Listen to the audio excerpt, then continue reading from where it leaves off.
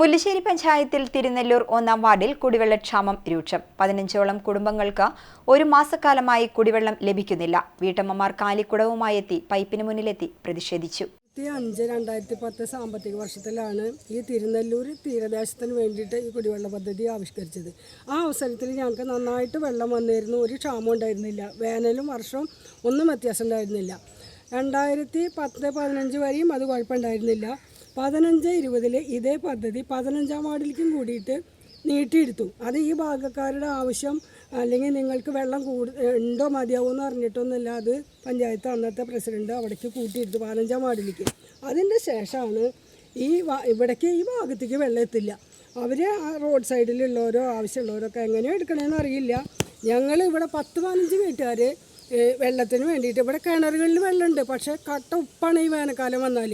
അത് ഞങ്ങൾക്ക് ഇവരെ ആരെയും വേദനിപ്പിക്കാനൊന്നല്ല പറയണത്. ഞങ്ങളുടെ വേദനയാണ് പറയണത്.